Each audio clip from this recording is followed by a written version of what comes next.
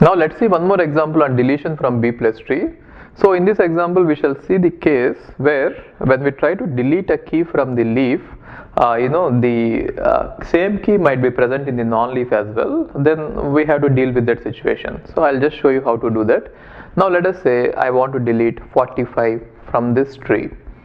Okay, so as usual you are supposed to find out the leaf in which 45 is going to be present. Oh, before that also try to see the underflow condition. Since p equal to 3 here, the minimum number of minimum number of keys that any node can have is p by 2 minus 1. So which is in this case turns out to be 1. Therefore any node, if consider, is supposed to have at least one key in this case. Okay, so if you see this, all the nodes are satisfying it. So this is actually maximum number, isn't it? So if the order is 3, then there is a maximum number of keys present. Okay, fine. Now let's see, we have to delete 45. So 45 is greater than or equal to 45. Therefore you are supposed to move right.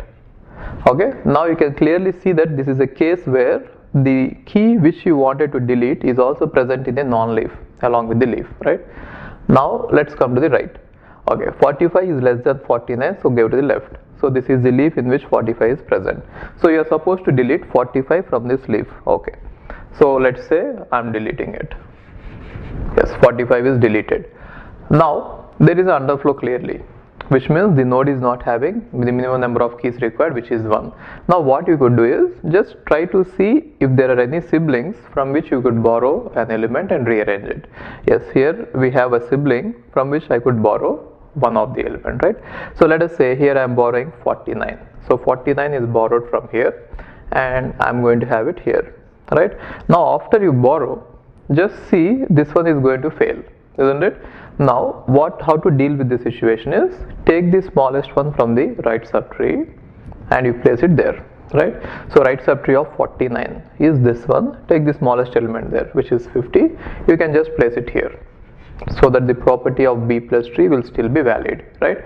So all the elements which are greater than or equal to 50 will be present to the right of it. All the elements which are less than 50 will be present to the left of it. Okay, fine.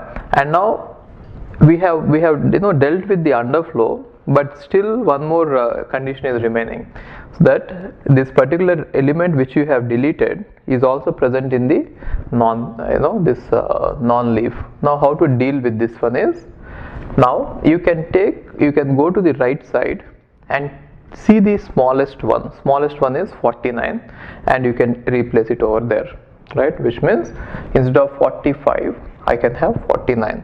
Therefore the property of B plus tree will still be valid. So what does it mean?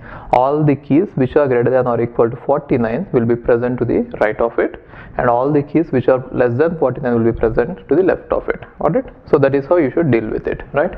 So whenever it is present in a non-leaf, just replace it with the smallest element which is present in the right subtree. Then your B plus tree property will be valid. Okay, fine.